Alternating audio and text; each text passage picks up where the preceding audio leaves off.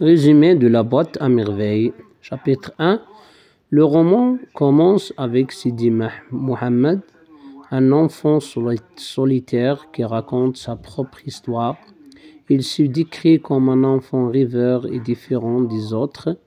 Il se sent souvent incompris et passe beaucoup de temps seul. Pour s'évader, il a une boîte remplie de petits objets qui lui sont précieux et qui lui rappellent des souvenirs. Cette boîte qu'il appelle sa boîte à merveilles est son refuge, un endroit où il peut oublier sa solitude et ses peines en se plongeant dans son rêve et son imagination. Chapitre 2. On découvre sa famille de Sidi Mohammed.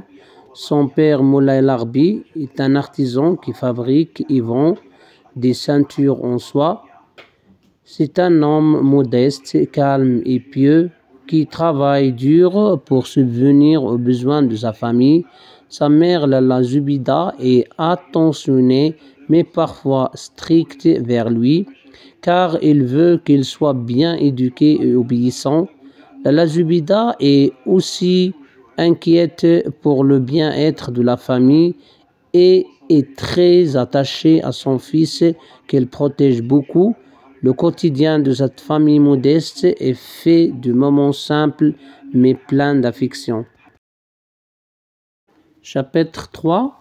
Sidi Mohammed raconte sa vie à l'école coranique, le Msid, où il apprend le Coran. Son maître Lofri est sévère et utilise souvent des méthodes de discipline très dures, ce qui effraie Sidi Mohammed.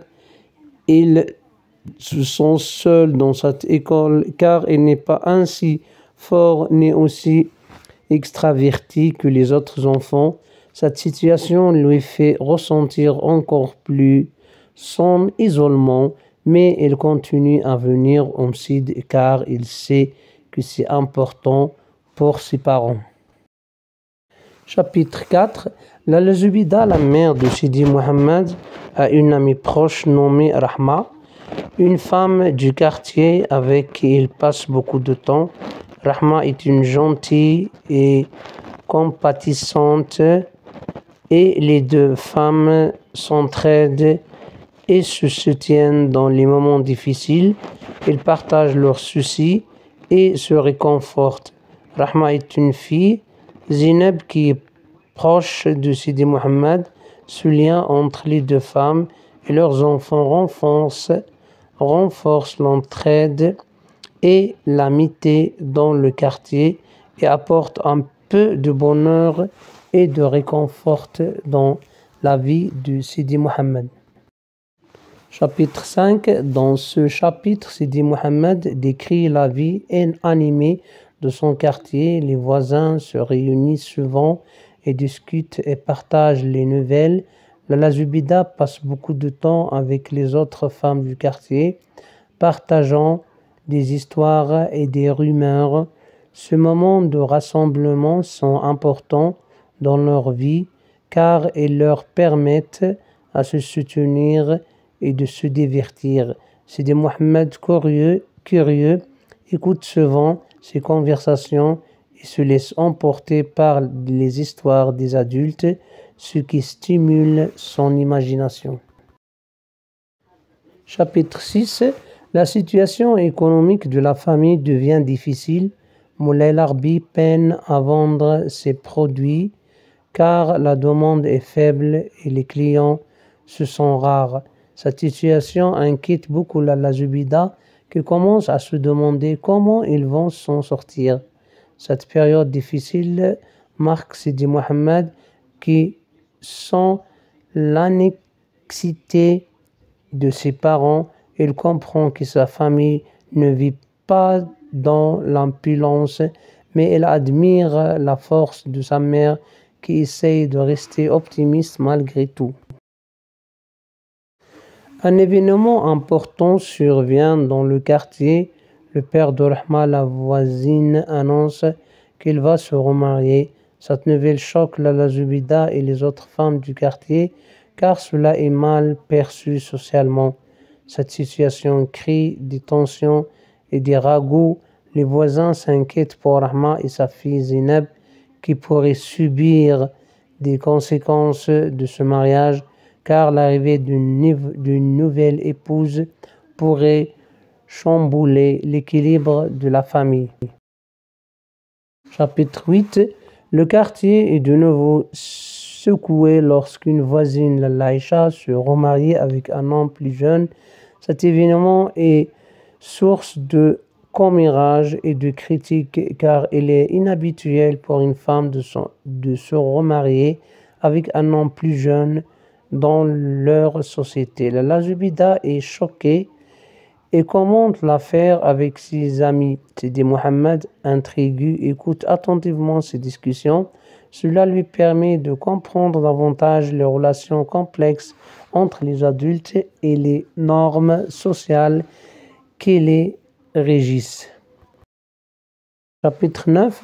La situation financière de la famille de Sidi Mohammed se dégrade encore. Moulay Larbi perd son travail et la famille est dans une situation de grande précarité. La Zubida est très inquiète et essaye de donner des solutions pour subvenir aux besoins de la famille.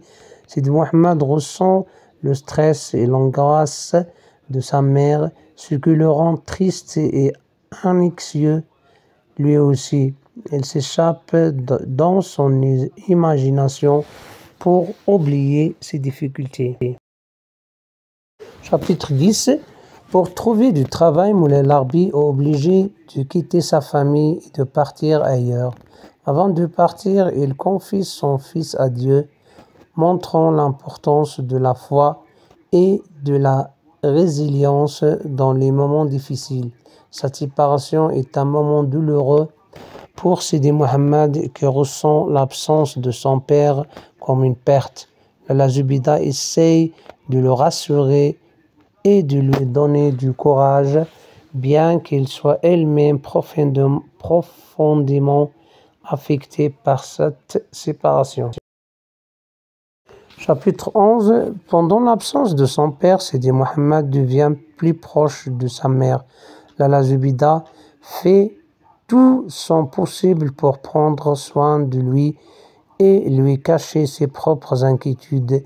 Elle devient son principal soutien émotionnel et il comprend l'importance de son amour et de sa présence. Sidi Mohammed apprend à apprécier la force de sa mère et développer un lien encore plus fort avec elle. Chapitre 12. Le père de Sidi Mohammed revient finalement, mais il est déprimé par la situation difficile dans laquelle il se trouve.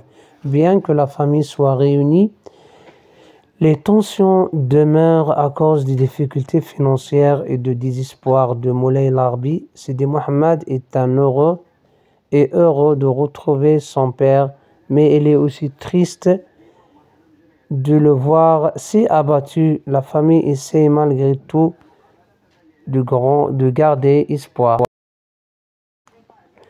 Chapitre 13. La situation de la famille s'améliore légèrement lorsque Moulay Larbi trouve un emploi temporaire.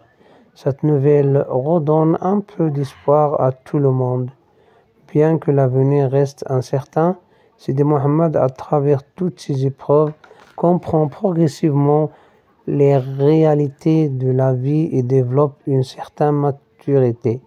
Il commence à saisir la complexité des difficultés que rencontrent les adultes pour survivre dans une société marquée par la pauvreté. Chapitre 14. À la fin du roman, Sidi Mohammed réalise l'importance de sa boîte à merveille. Cette boîte a été son refuge durant toute son enfance, un espace où il pouvait rêver et échapper aux difficultés de la vie quotidienne. Il symbolise son univers imaginaire, un monde dans lequel il trouvait du réconfort et du bonheur. Le roman se termine sur une note d'espoir et de résilience, montrant que malgré les difficultés, les rêves et l'imagination permettent de surmonter les épreuves et de garder espoir.